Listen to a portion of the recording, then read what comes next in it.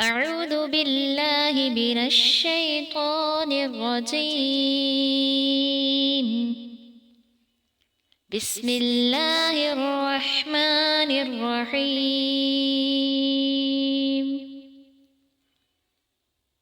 الذين استجابوا لله والرسول من بعد ما أصابهم القرح للذين أحسنوا منهم ما اتقوا أجر عظيم. الذين قال لهم الناس إن الناس قد جمعوا لكم فاخشوهم فزادهم إيمانا وقالوا حسبنا الله ونعم الوكيل. فانقلبوا بنعمة من الله وفضل لم يمسسهم سوء واتبعوا رضوان الله والله ذو فضل عظيم. إنما ذلكم الشيطان يخوف أولياءه فلا تخافوهم وخافون إن كنتم مؤمنين.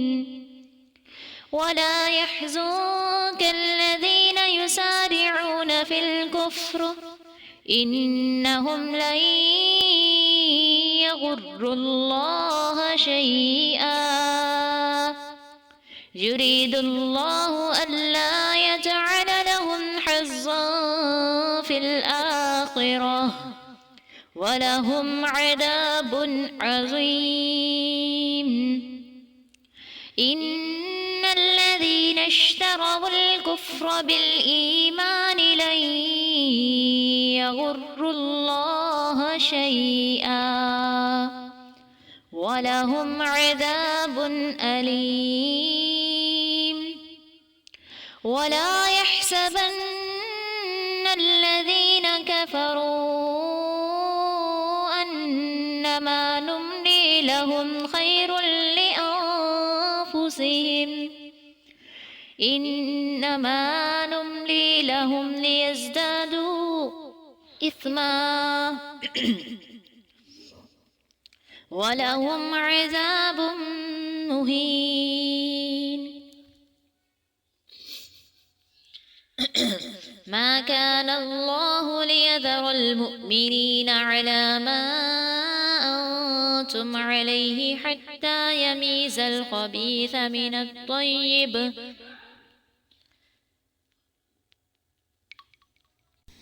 وما كان الله ليطلعكم على الغيب ولكن الله يجتبي من رسله من يشاء فآمنوا بالله ورسله وإن تؤمنوا وتتقوا فلكم أجر عظيم.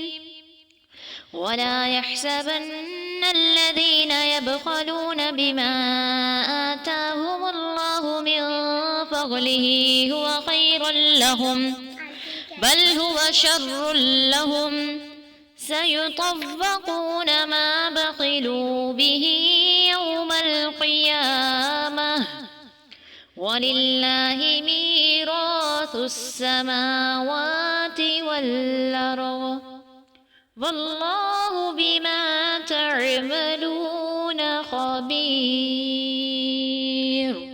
نحمده ونصلي على رسوله الكريم.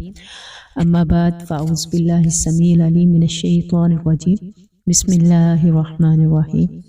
رب اشرح لي صدري ويسر لي أمري واحلل عقدة من لساني يفقهوا قولي.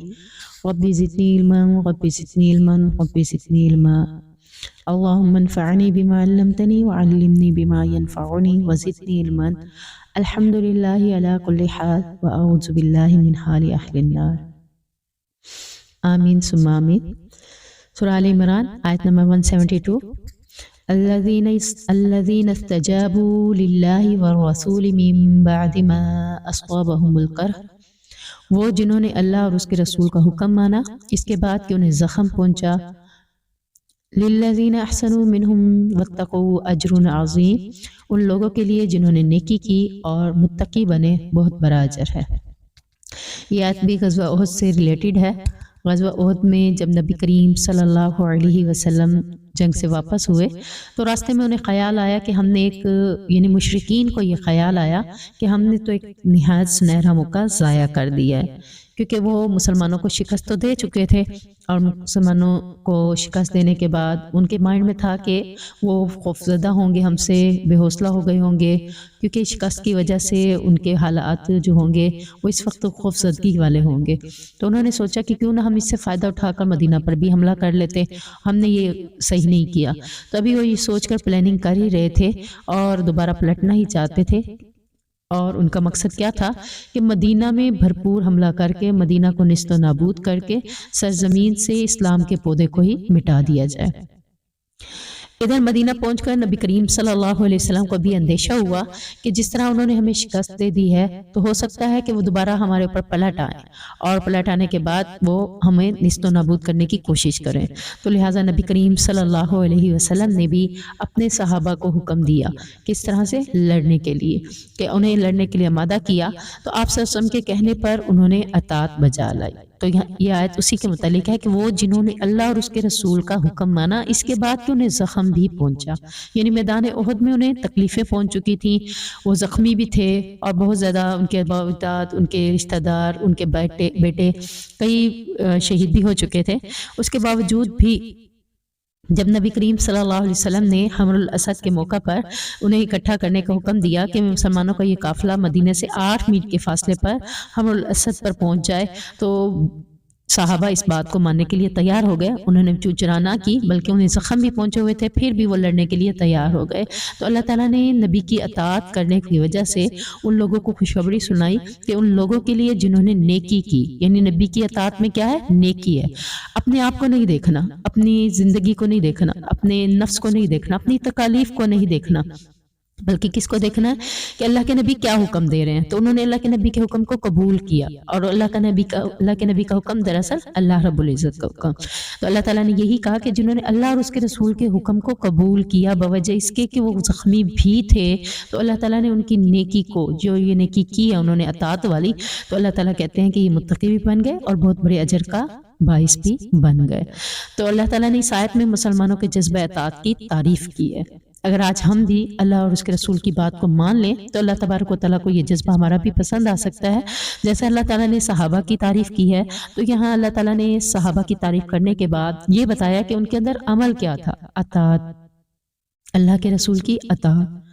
تکلیف ہے، زخم ہے، پریشانی ہے، جو بھی ہے، لیکن پھر بھی انہوں نے اپنی نفس کو، اپنی جان کو پیچھے چھوڑ دیا اور اللہ کے رسول صلی اللہ علیہ وسلم کی اطاعت کے اوپر اپنے سر تسلیم خم کر دیے. تو اللہ رب العزت کو یہ چیز بہت پسند آئی. تو اللہ تعالیٰ نے ان کے لیے کہا کہ وہ متقی بن گئے. متقی بننے کے لیے بھی یہی نشانی ہے کہ اللہ اور اس کے رسول کی اطاعت کی جائے. اور اس کے ساتھ ساتھ اللہ تعالیٰ نے دوسرا انہیں اجر کیا دیا کہ بہت بڑا اجر. یہ 2 انعام اللہ نے دیے، ایک انہوں نے کہا کہ متقی بن گئے، اور دوسرا اللہ نے کہا کہ بہت بڑے اجر کا بھی باعث بن گئے. سیدہ عائشہ بیان کرتی ہیں کہ میں نے عروہ اپنے بھانجے سے کہا، تیرا باپ اور تیرا نانا، یعنی زبیر ان کے باپ تھے اور ابوبکر صدیق رضی اللہ تعالیٰ عنہ ان کے باپ تھے، ان لوگوں میں سے تھے جن کا اللہ تعالیٰ نے اس آیت میں ذکر کیا، یعنی اللہ اور اس کے رسول کی اطاعت پہنچی بوجہ اس کے زخم پہنچا. تو ان میں کون تھے؟ زبیر جو کہ عروہ کے والد تھے، اور نانا حضرت ابوبکر صدیق رضی اللہ تعالیٰ عنہ بھی اس آیت میں شامل تھے. وہ یہ کہ نبی کو جب احد کے دن تکلیف پہنچی اور مشرکین واپس چلے گئے تو آپ صلی اللہ علیہ وسلم کو خدشہ لاحق ہوا کہیں وہ دوبارہ واپس نہ آ جائیں. تو آپ صلی اللہ علیہ وسلم نے فرمایا کون ہے جو ان کے تعاقب میں جائے، یعنی وہ ہماری طرف پلٹنا لگے ہوں گے تو کیوں نہ ہم انہی کی طرف پلٹ جائیں. تو آپ کے اس ارشاد پر 70 صحابہ نے لبیک کہا، اور ان میں ابوبکر اور زبیر رضی اللہ تعالیٰ عنہ بھی شامل تھے. تو یہاں سے پتہ چلتا ہے کہ اللہ تبارک و تعالیٰ کا حکم ماننے کے بعد اللہ متقی بھی بنا دیتا ہے اور بہت بڑے اجر کا باعث بھی بن جاتے ہیں. وہ الذين قال لهم الناس ان الناس قد جمعوا لكم فاخشوهم فزادهم ایمانا،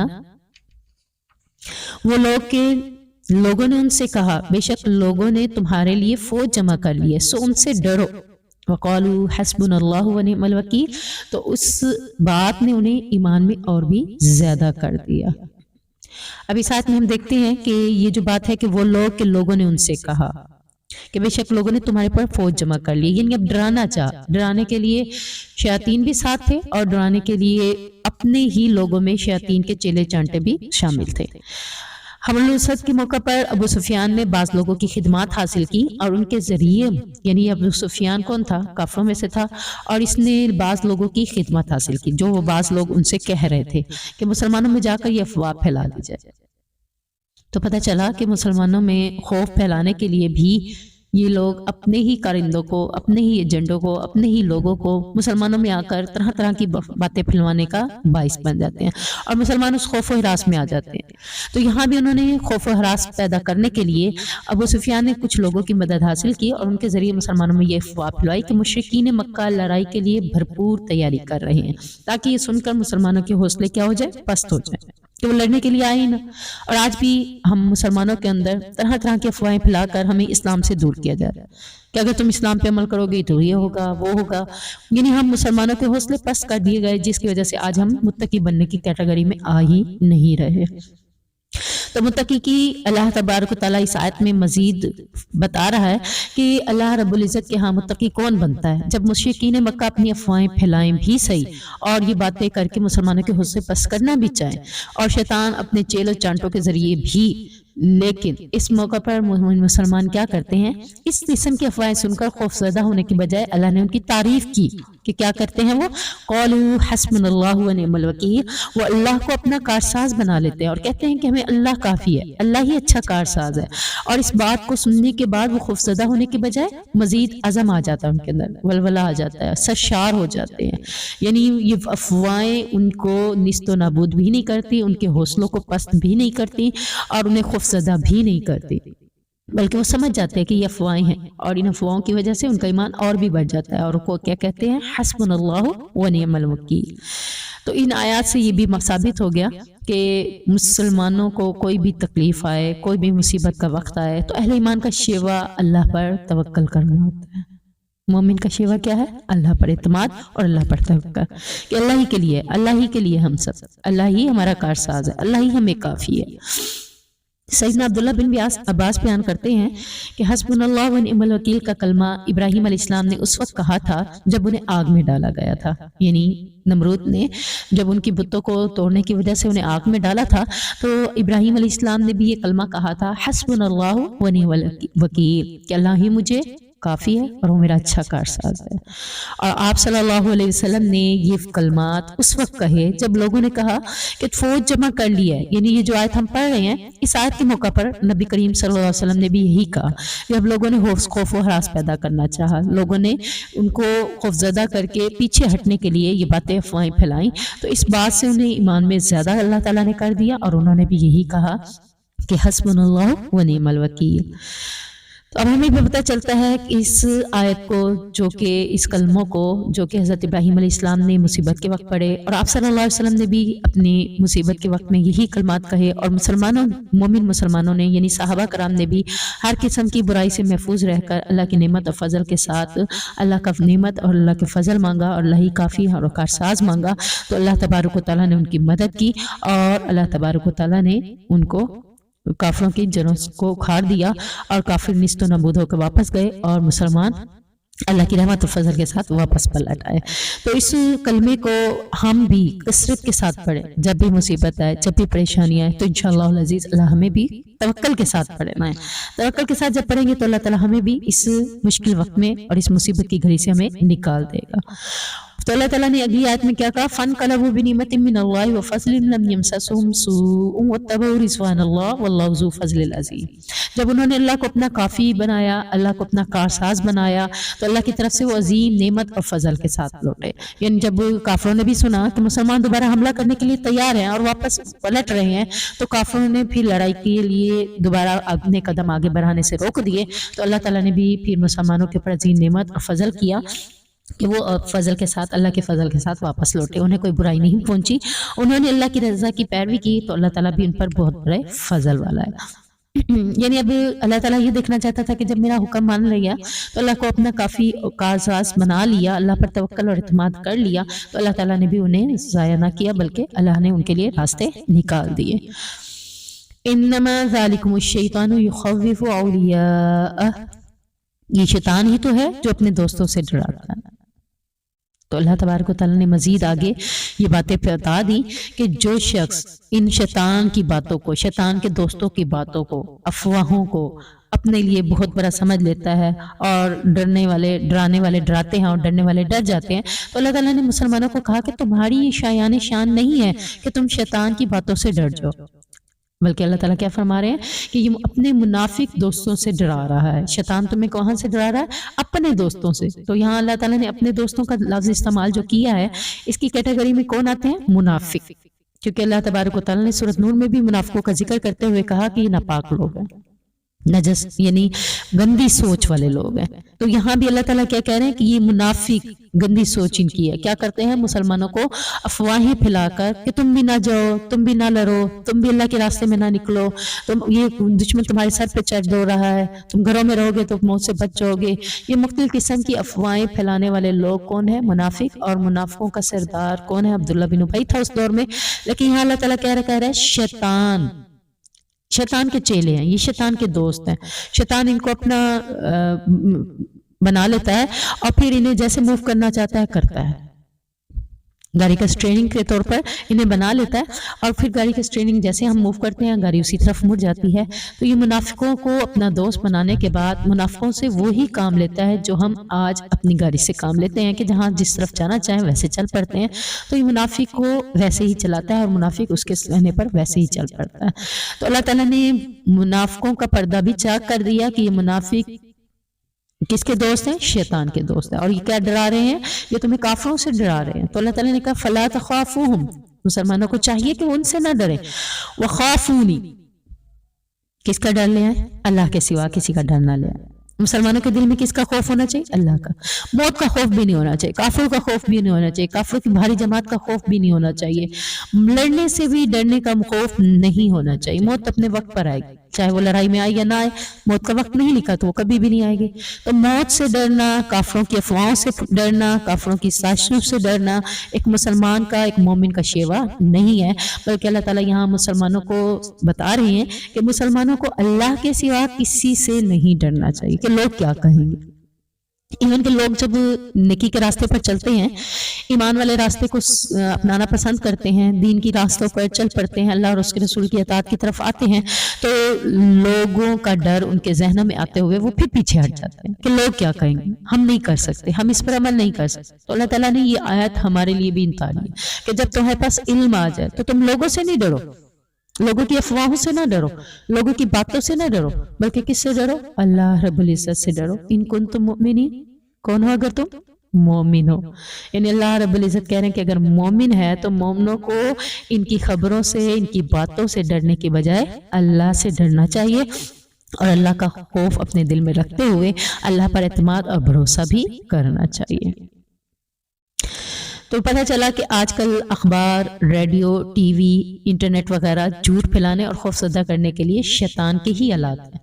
اب دیکھیں نئی خبریں اسی کے اوپر آ رہی ہیں اور یہ کیا ہے؟ افواہیں ہیں۔ اور ان افواہوں کو پھیلانے کا مقصد کیا ہوتا ہے؟ مسلمانوں میں خوف و ہراس پیدا ہو جائے، اور مسلمانوں میں جب خوف و ہراس پیدا ہوگا تو وہ کافروں سے لڑنے کے لیے تیار نہیں ہوں گے، اور جب وہ کافروں سے لڑیں گے نہیں تو پھر مسلمان ہمیشہ غلام بن کر رہے ہیں، کیونکہ لڑائی کرنے کے بعد اللہ رب العزت نے پچھلی آیات میں ہم نے پڑھا تھا کہ یا تو تمہیں وہاں شہادت کی موت دے دے گا یا ان کی گردنوں کا تمہیں مالک بنا دے گا۔ غلام نہیں بننا ہم مسلمانوں نے، ہم نے کیا بننا ہے؟ ان کی گردنوں کا مالک بننا۔ دو چیزیں لڑائی کی صورت میں ہمیں دو چیزیں ملیں گی، ایک تو شہادت کی موت مل سکتی ہے جو کہ بہت افضل ہے۔ اگر لڑائی کی صورت میں ہمیں شہادت کی موت نہیں بھی ملتی، واپس آ جاتے ہیں، تو اللہ تعالیٰ نے کہا کافروں کی گردنوں کا مالک بنا کر تمہیں سرزمین عطا کر دوں گا، خلیفہ بنا دوں گا۔ وَلَا يَحْزُنْكَ الَّذِينَ يُسَارِعُونَ فِي الْكُفْرِ، اور وہ لوگ تجھے غمزدہ نہ کریں جو کفر میں جلدی کرتے ہیں۔ کافر اور منافق مختلف طریقوں سے آپ صلی اللہ علیہ وسلم کی مخالفت کرتے تھے، آپ صلی اللہ علیہ وسلم کو طبی طور پر رنجیدہ کرتے تھے، تو اللہ تعالیٰ نے کافروں کی اور منافقوں کی باتوں اور ان کی مخالفت اور ان کی باتوں اور ان کی افواہوں کی وجہ سے نبی کریم صلی اللہ علیہ وسلم کو ایک قسم کی تسلی بھی اس میں دے دی کہ آپ کو ان کی باتیں غمزدہ نہ کریں، اللہ کا دین کامل ہو کر رہے گا، خواہ کافر اس کو نقصان پہنچانے کی جتنی بھی کوشش کریں، جتنا بھی زمین کے اوپر اپنا زور لگا لیں، آخرکار زمین پر کس کا نظام نافذ ہوگا؟ اللہ رب العزت کا۔ آپ دیکھ لیں کتنے دن لڑا ہے فلسطین کے اندر، کتنے دن لڑائی کی ہے، لڑائی کے نتیجے میں آج ہمیں کتنی فتوحات بھی مل گئیں، کتنی خوشخبریاں بھی مل گئیں، کتنے اللہ تعالیٰ کی طرف سے انعامات بھی مل گئے کہ اتنے اسرائیلیوں نے فلسطین میں ڈیرے جمائے ہوئے تھے، انہوں نے اپنے قدم اکھاڑے اور وہاں سے نکل گئے اور کئی ہلاک ہو گئے، اور ان کا کتنا ساز و سامان تباہ ہوا، اور پھر ان کی معیشت کو بھی اس وقت نقصان پہنچ گیا۔ یہ جہاد کی برکتوں سے ہوا کہ جب مسلمانوں نے فلسطین کے اندر جہاد کو شروع کیا، کافروں کی لڑائی کا جواب لڑائی کی صورت میں دیا، تو اللہ تبارک و تعالیٰ نے مسلمانوں کو بہت زیادہ اجر و انعام عطا کیے، اور اس کے مقابلے میں کافروں کو کیا کیا؟ شکست ہوتا کیا۔ کیسے کہ ان کا مال بھی تباہ ہو گیا، ان کی معیشت بھی اس وقت تباہ ہو رہی ہے، جس طرح ہم مسلمان ان کا بائیکاٹ کر کے، ان کی چیزوں کا بائیکاٹ کر کے ان کی معیشت کو کمزور کر رہے ہیں، اور اس کے ساتھ ساتھ اس کے کیا ہوا نقصان کہ وہ اسرائیلی جن کو وہ فلسطین میں آباد کر کے بیت المقدس کے اوپر وہ اپنا کنٹرول کرنا چاہ رہے تھے، کنٹرول تو بھی ہے، لیکن انشاءاللہ العزیز ایک دن وہ بھی آئے گا کہ بیت المقدس انشاءاللہ مسلمانوں کے ہاتھ میں ہوگا۔ لیکن آپ دیکھ لیں کہ اللہ تبارک و تعالیٰ نے ایک بار انہیں اتنی سخت چوٹ پہنچائی ہے کہ وہ اب دوبارہ پلٹنے کے لیے بھی سوچیں گے۔ تو یہاں بھی اللہ تعالیٰ کہہ رہے ہیں اے نبی کریم صلی اللہ علیہ وسلم، یہ کافر اور منافقوں کی باتیں، سازشیں، خوف زدگیاں اور یہ ساری معاملات، یہ مخالفتیں تجھے غمزدہ نہ کریں، بلکہ کیا ہے؟ اللہ کا دین اسلام کامل ہو کر رہے گا۔ انہم لن یضروا اللہ شیئا، بے شک اللہ کو ہرگز کچھ نقصان نہیں پہنچا سکتا۔ یعنی یہ کوشش کر رہے ہیں کہ اسلام کو، اصل ان کا ٹارگٹ اسلام ہے، مسلمان نہیں ہے۔ یہ مسلمانوں کے اوپر جو مسلمان اسلام کو پسند کر رہے ہیں، ان کو اسلام سے نفرت ہے۔ اللہ تعالیٰ کہہ رہا ہے کہ یہ اللہ کو نقصان پہنچا نہیں سکتے۔ جب اللہ کو نقصان نہیں پہنچا سکتے تو اللہ کے لوگوں کو، اللہ کے ولیوں کو، اللہ کے دوستوں کو، اللہ کے مومن بندوں کو کیسے تو نقصان پہنچا سکتے ہیں؟ تو اللہ تعالیٰ کہتے ہیں یہ کبھی بھی نقصان نہیں پہنچا سکتے، جتنی مرضی ہے کوششیں کر لیں۔ یرید اللہ اللہ یجعل لهم حظا فی الآخرہ، اللہ چاہتا ہے کہ آخرت میں ان کے لیے کوئی حصہ نہ رکھے، جو کچھ ملنا ہے انہیں دنیا میں مل جائے، یعنی انہیں دنیا میں مال و متاع بھی مل رہا ہے، انہیں دنیا میں کبھی اللہ تبارک و تعالیٰ اتنا زیادہ دے دیتا ہے کہ دنیا کے مومن مسلمان اور دوسرے مسلمان یہ سمجھنا شروع ہو جائیں کہ اللہ نے انہیں کوئی اتنا کچھ تو دے رکھا ہے، اللہ ان سے خوش ہے تو دے رکھا ہے، یہ خود اپنے منہ سے کہتے ہیں اللہ ہم سے راضی ہے تو ہمیں دے رہا ہے۔ تو اللہ تبارک و تعالیٰ کہہ رہے ہیں کہ ان کی دنیا ان کو مل جانا اس بات کی نشاندہی نہیں ہے کہ اللہ ان سے راضی ہے، بلکہ اللہ تعالیٰ کیا کہہ رہا ہے؟ اللہ تو یہ چاہتا ہے کہ دنیا میں ہی ان کو جتنا حصہ مل جائے، آخرت کے لیے ان کے لیے کوئی حصہ باقی نہ رہے۔ آخرت میں ان کے لیے کیا ہے؟ وَلَهُمْ عَذَابٌ عَظِيمٌ، آخرت میں تو ان کے لیے بہت بڑا اللہ تعالیٰ نے عذاب تیار کر رکھا ہے۔ ایک مومن اللہ رب العزت سے دنیا کے مقابلے میں آخرت کا سوال کرتا ہے کہ اللہ میری آخرت کو بہتر کر دے، میری آخرت کو مجھے جنت الفردوس کا راہی بنا دے، میری قبر کو جنت کے گہلوں میں سے محل بنا دے، جبکہ کافر دنیا کو ہی جنت بنا دیتا ہے، کیونکہ نبی کریم صلی اللہ علیہ وسلم کی حدیث مبارک کا مفہوم ہے الدنیا سجن المومن و جنت الکافر، کہ دنیا مومن کے لیے قید خانہ ہے اور کافر کے لیے جنت بنا دی گئی ہے۔ تو آج ہم اپنی دنیا کو اپنے لیے جنت نہ بنانا شروع کر دیں، کیونکہ ہم تو یہاں مسافر کے طور پر آئے ہیں اور کچھ دن رہیں گے، اور اس کچھ دن کے لیے ہم نے کیسے رہنا ہے؟ اپنے آپ کو قید میں رکھنا ہے، اللہ کی اطاعت میں، اللہ کی پابندی میں، احکامات کی شریعت کی پابندی میں اپنے آپ کو رکھنا ہے، کنٹرول کرنا ہے، اپنے آپ کو ایسے رکھنا ہے کہ ہم اپنے مالک کے فرما بردار ہیں، ہمارا مالک جیسے کرے گا ہم ویسے کریں گے، تو انشاءاللہ العزیز پھر آخرت میں جنت ہماری ہے۔ ان الذین اشتروا الکفر بالایمان لن یضروا اللہ شیئا، بے شک وہ لوگ جنہوں نے کفر کو ایمان کے بدلے خریدا وہ ہرگز اللہ کو کچھ نقصان نہیں پہنچا سکیں گے۔ یعنی یہاں دوبارہ اللہ تعالیٰ کہہ رہے ہیں کہ ایمان کی بجائے انہوں نے کفر کو اختیار کر کے خود اپنے لیے تو برا کیا ہی کیا، انہوں نے کوئی اچھا سودا نہیں کیا، کوئی اچھی چیز نہیں خریدی، ایمان کی بجائے انہوں نے کفر کو سلیکٹ کیا۔ ایمان کو سلیکٹ کرنا چاہیے تھا، اور آج ہمارے مسلمان ان کی دیکھا دیکھی ایمان کو ناپسند کرتے ہیں، اسلام کو ناپسند کرتے ہیں، اور کفر کو پسند کرنا شروع کر دیا، کفر کو خریدنا شروع کر دیا، کفر کی رسم و رواجوں کو خرید رہے ہیں، اپنے گھروں میں رائج کر رہے ہیں۔ اور آج اگر کسی کو اسلامی کتابیں، قرآن پاک، ترجمہ، تفسیر یا اس طرح کا کوئی بھی مواد دیا جائے، مفت میں بھی دیا جائے، تو کوئی خریدنے کے لیے تیار نہیں ہے۔ اس کی وجہ ایمان کو اس نے خریدا نہیں ہے، ایمان مل رہا ہے تو تب بھی نہیں لیا، ایمان کو خریدنا پڑا تو تب بھی نہیں لیا۔ دکانیں بڑی ہوئی ہیں اسلامی کتابوں سے، لیکن کوئی خریدار ہی نظر نہیں آتا۔ اس کی بجائے کیا ہوتا ہے؟ کفر اختیار کرتا ہے، کفر کو خریدتا ہے۔ دیکھ لیں آپ انٹرنیٹ کو، کتنے لوگ اپنے گھروں میں P T C L connection لگوا لیتے ہیں، کتنے لوگ نیٹ کی سہولیات کے لیے اپنے گھروں کے اندر، ہر بچے کے پاس لیپ ٹاپ بھی ہے، یا پھر اگر لیپ ٹاپ نہیں ہے تو موبائل ہے، موبائل نہیں ہے تو پھر کیا؟ اللہ رب العزت نے یہاں پر یہی فرمایا کہ کفر کو اختیار کر لیتے ہیں، کفر کو خرید لیتے ہیں ایمان کے بدلے میں۔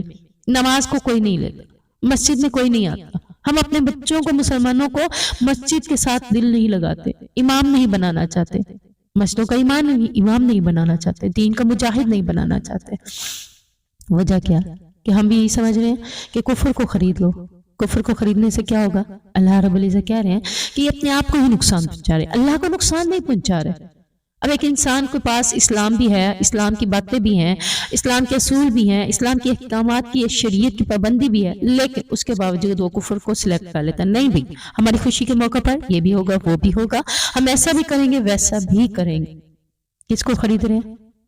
ایمان کو بیچ کر، ایمان کو پس پش ڈال کر کفر کو ترجیح دے رہے ہیں۔ تو اللہ تعالیٰ کہتے ہیں یہ اللہ کو ہرگز نقصان نہیں پہنچا رہے، بلکہ اپنے آپ کو نقصان پہنچا رہے ہیں، اپنے لیے ہی برا کر رہے ہیں۔ ہم جب غلط کام کریں گے، ہم جب گناہ کے کام کریں گے تو ہمارے لیے کیا ہے؟ ٹھکانہ ہمارے لیے جہنم ہے، اللہ کا کچھ نہیں گیا۔ اللہ نے یہی بات کیا وَلَهُمْ عَذَابٌ أَلِيمٌ، ان کے لیے تو دردناک عذاب ہے۔ جو دنیا کو سلیکٹ کر رہے ہیں، آج بن لیں، اپنے آپ کو بنا لیں، سنوار لیں، دنیا کے سامنے لے آئیں، بے پردہ ہو جائیں، سب کچھ ہو جائے، لیکن کیا کر رہے ہیں؟ اپنے لیے نقصان پہنچا رہے ہیں، اپنے آپ کے لیے برا خرید رہے ہیں۔ تو اللہ تعالیٰ کیا کہہ رہے ہیں؟ ان کے لیے دنیا میں تو جو انہوں نے خرید لیا، آخرت میں ان کے لیے کیا ہے؟ دردناک عذاب ہے۔ وَلَا يَحْسَبَنَّ الَّذِينَ كَفَرُوا أَنَّمَا نُمْلِي لَهُمْ خَيْرٌ لِأَنفُسِهِمْ، اور وہ لوگ جنہوں نے کفر کیا ہرگز گمان نہ کریں کہ بے شک جو مہلت ہم انہیں دے رہے ہیں وہ ان کی جانوں کے لیے بہتر ہے، یعنی کافروں کی عمریں لمبی کرتی جا رہے ہیں، ان کو ان کے حال پر چھوڑ رہے ہیں، تو یہ ان کے لیے بہتر نہیں ہے۔ کوئی خوش فہمی میں نہ آ جائے کہ کافروں کے پاس اتنی لمبی لمبی عمریں ہیں، ان کے پاس مال و دولت ہے، وہ تو ان کے حال پر چھوڑا ہوا ہے، ان کو کوئی پکڑ نہیں رہا، ان کو کوئی سخت عذاب نہیں ہو رہا، تو یہ ان کے لیے بہتر ہے۔ اللہ تعالیٰ کہہ رہا ہے نہیں، ایسا نہیں ہے۔ انما نملی لهم ليزدادوا اثما، بلکہ اللہ کیا کہہ رہے ہیں؟ ہم تو انہیں صرف اس لیے مہلت دے رہے ہیں کہ وہ گناہوں میں اور بھی بڑھ جائیں۔ جتنی مہلت مل رہی ہے وہ کبر میں آ رہے ہیں، تکبر میں آ رہے ہیں، غرور میں آ رہے ہیں۔ لو ہم نے فلاں گناہ کیا، کچھ بھی نہیں ہوا، فلاں گناہ کیا، کچھ بھی نہیں ہوا۔ لو جو یہ مولوی اور یہ امام یہ سارے ایسے ہی ڈراتے ہیں۔ ہماری شادی پہ ہم نے ناچ گانے بھی کیے، رقص و سرود کی محفلیں بھی سجائیں، ناچنے گانے والی بھی بلوا لی، پھر دیکھو کچھ بھی نہیں ہوا۔ اللہ تعالیٰ کہہ رہے ہیں ہم انہیں ڈھیل دیتے ہیں کہ یہ اور بھی گناہوں میں بڑھ جائے، اور جب یہ گناہوں میں اور بھی بڑھ جاتے ہیں تو پھر ان کے لیے کیا ہے؟ وَلَهُمْ عَذَابٌ مُّهِينٌ، قیامت کے دن ان کے لیے بہت بڑا دردناک عذاب اللہ تعالیٰ نے تیار کر رکھا ہے۔ اللہم لا تجعلنا منہم، آمین ثم آمین۔ ما كان ليظهر المؤمنين على ما انتم عليه حتى يميز الخبيث من الطيب، اللہ کبھی ایسا نہیں کہ ایمان والوں کو اس کے حال پر چھوڑ دے جس پر تم ہو، یہاں تک کہ ناپاک کو پاک سے جدا کر دے۔ اب دیکھیں اس آیت میں اللہ تعالیٰ نے خود ہی کہہ دیا کہ غزوہ احد میں بھی اللہ کا مشن یہی ہے، جنگ کے ساتھ، جہاد کے ساتھ اللہ کا مشن ہی یہی ہے۔ اللہ تعالیٰ کہتے ہیں میں ایمان کو آزماتا ہوں، کلمہ تو پڑھ لیتے ہیں، لا الہ الا اللہ کہہ کے اسلام میں تو داخل ہو جاتے ہیں، اب میں ان کو ایسے ہی چھوڑ دوں، پتہ نہ چلے کہ ان میں سے مومن کون ہے اور منافق کون ہے۔ تو اللہ تعالیٰ نے جہاد کے حکم کو نازل کیا۔ تو غزوہ احد میں بھی، غزوہ احد سے پہلے سارے مسلمان کہلائے جاتے تھے، ایمان والے کہا جاتے تھے، لیکن غزوہ احد کے بعد منافقین تقریباً ظاہر ہو گئے، اپنے دل کی باتیں بھی اگلنے لگے اور لوگ 3 گروہوں میں بٹ گئے۔ کافر اور مسلمان تو پہلے ہی تھے، لیکن غزوہ احد کے بعد 3 گروہوں میں بٹ گئے، نمبر 1 کافر، نمبر 2 مومنین، نمبر 3 منافقین۔ تو 3 گروہوں میں بٹنے کے بعد اب مسلمانوں کو بھی یقین ہو گیا کہ ان کے گھروں میں ان کے ساتھ بھی ان کے دشمن موجود ہیں، یعنی ان کے گھروں کے اندر ہی منافق لوگ موجود تھے۔ تو وہ منافق کون ہیں؟ ان کے دشمن ہیں جو افواہیں پھیلاتے ہیں، جو شیطان کی چالوں کا باعث بن جاتے ہیں، اس لیے وہ احتیاط کرنے لگے اور اپنے آستین کے سانپوں کا مقابلہ کرنے کے لیے ذہنی طور پر تیار ہونے لگے۔ یہاں اللہ تعالیٰ نے اسی حکمت کو بیان فرمایا کہ مومن اور منافق کی تمیز کیے بغیر مسلمانوں کو چھوڑا نہیں جا سکتا تھا، تو کیا میں مسلمانوں کو ایسے ہی چھوڑ دیتا؟ اس میں فرق شامل نہ آتا کہ کون اس میں مومن ہے کون منافق ہے، مسلمان تو سارے ہی ہیں، کلمہ تو سب نے پڑھ لیا، لیکن اللہ کے پسندیدہ لوگ کون ہیں؟ اور دھوکہ دینے والے لوگ کون ہیں۔ تو یہاں اللہ تعالیٰ نے بتایا کہ جہاد کے ساتھ ان کے ایمان، صبر و ثبات، جذبہ اطاعت کا اظہار ہوا، اور منافقین نے جو اپنے اوپر نفاق کا پردہ ڈالا ہوا تھا تو جہاد کی وجہ سے اور جہاد میں پہنچنے والی تکالیف کی وجہ سے وہ ظاہر ہو گیا، پھر انہوں نے اپنے دل کی باتیں بھی اپنی زبانوں پر اگلنا شروع کر دی۔ تو اللہ تعالیٰ نے کہا کہ یہ پہچان کہاں سے ہوئی؟ اللہ تبارک و تعالیٰ کرنا چاہتا تھا، اللہ ایسے ہی لوگوں کو چھوڑنا نہیں چاہتا تھا، تاکہ مسلمانوں کو بھی پتہ چل جائے اور وہ احتیاط کریں کن کے سامنے بات کرنی ہے اور کن کے سامنے بات نہیں کرنی۔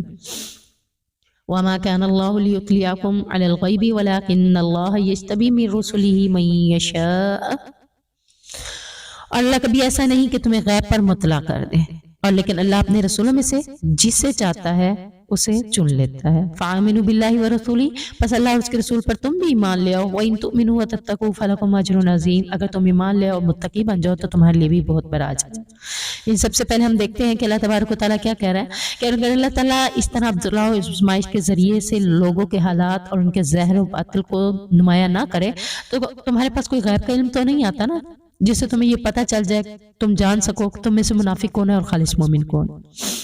تو یہ آزمائشوں میں مبتلا کرنا، یہ حالات پیدا کرنا، تو اس سے پتہ کیا چلتا ہے؟ یعنی جنگ کے حالات آئیں، جہاد کے حالات آئیں، یا مسلمانوں کے پر غم کے حالات آئیں، تو مصیبت کے حالات آئیں، آزمائشوں کے حالات آئیں، ان سے کیا پتہ چلتا ہے؟ مومن اور منافق کی پہچان ہو جاتی ہے۔ اللہ تعالیٰ کہہ رہے ہیں اللہ تعالیٰ مومن اور منافق کی پہچان کر لیتا ہے، اور ان مومنوں اور منافقوں کی پہچان کرنے کے لیے یہ سارے معاملات بنتے ہیں۔ اگر ہم کہیں کہ اللہ تعالیٰ مومنوں کے ساتھ ہے تو مومنوں کو تکلیف کیوں پہنچتا ہے؟ اللہ تعالیٰ کہتا ہے کہ انہیں مومنوں میں سے، انہیں مسلمانوں میں سے میں دیکھنا چاہتا ہوں، دکھانا چاہتا ہوں تمہیں کہ خالص کون ہے اور منافق کون ہے۔ اور پھر اللہ تعالیٰ کہتا ہے کہ میں رسولوں میں سے بھی جس کو چاہتا ہوں، جو باتیں بتانا چاہتا ہوں غیب کی، اتنی ہی بتاتا ہوں، اتنی ہی کی اطلاع دیتا ہوں، جو نہیں چاہتا ان کو نہیں بتاتا۔ تو اپنے منافقین میں سے بعض کا بتا دیا اللہ تعالیٰ نے اور بعض کا نہیں بتایا۔ نبی کریم صلی اللہ علیہ وسلم نے اپنے ایک صحابی کو بلا کر منافقین کی لسٹ ان کو پکڑائی تھی، اور حضرت عمر فاروق رضی اللہ تعالیٰ عنہ اتنے غمزدہ رہتے تھے، اتنے غمگین رہتے تھے، پریشان رہتے تھے، اس صحابی کے پاس بار بار جاتے تھے، بتاؤ منافقوں کے بارے میں، کہا کہ یہ اللہ کے نبی کا راز ہے جو میں کسی کو نہیں دیتا، نبی کریم صلی اللہ علیہ وسلم نے مجھے منع کیا۔ بہت پوچھتے رہے، یہاں تک کہ موت کے قریب بھی حضرت عمر فاروق نے پوچھا چلو یہ مجھے اتنا ہی بتا دو، کیا ان منافقوں میں سے میرا نام تو نہیں ہے جن کا نبی کریم صلی اللہ علیہ وسلم نے منافقوں میں نام لکھا ہے؟ تو پھر اس صحابی نے کہا نہیں، آپ کا نام نہیں ہے۔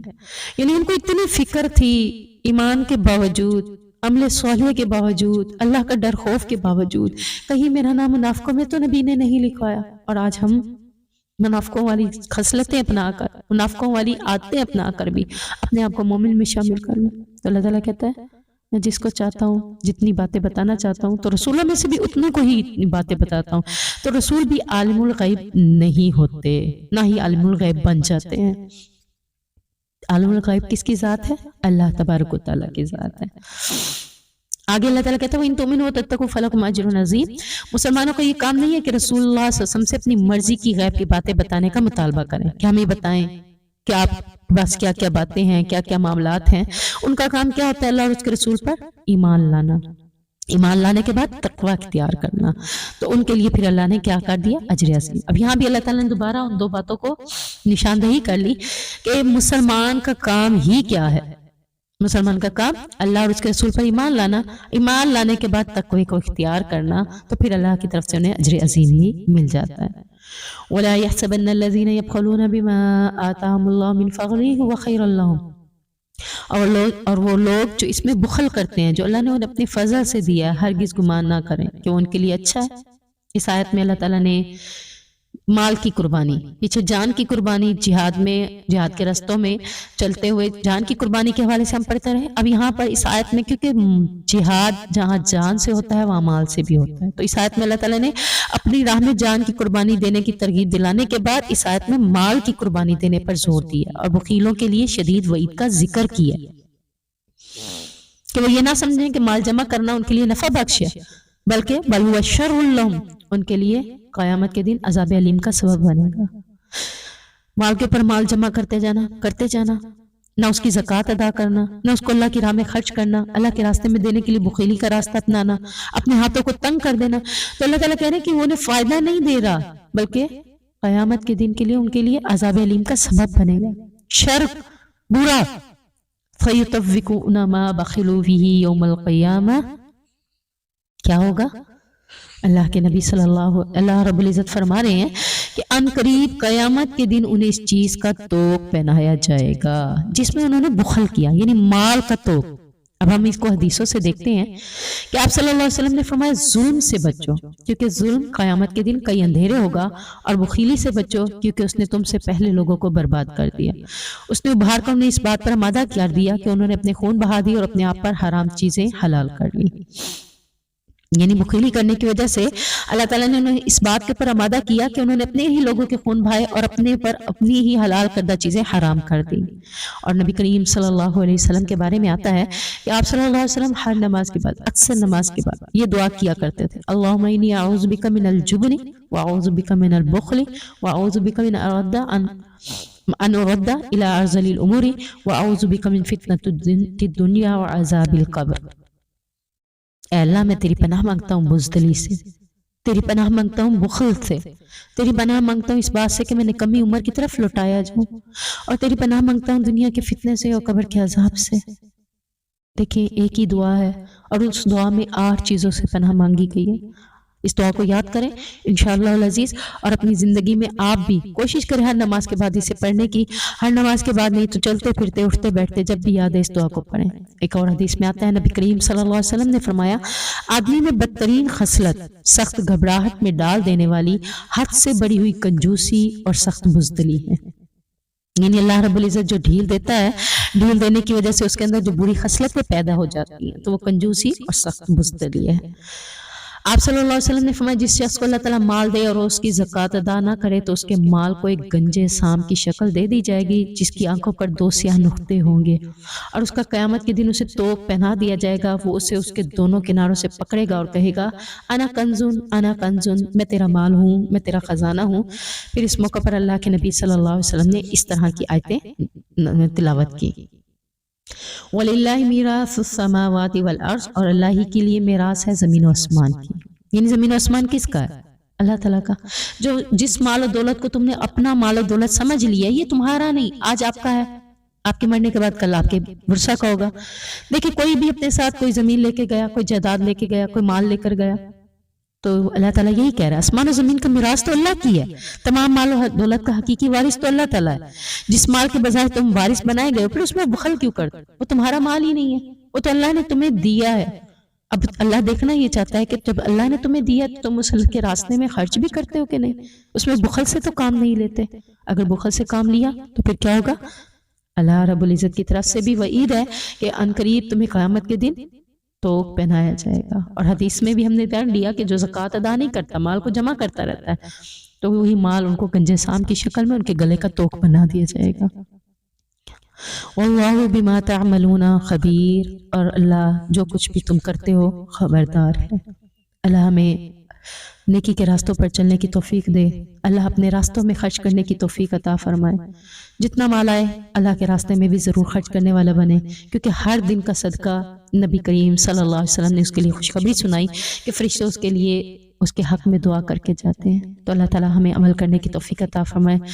سبحان ربک رب العزت عما یصفون وسلام علی المرسلین والحمد للہ رب العالمین. السلام علیکم ورحمۃ اللہ وبرکاتہ.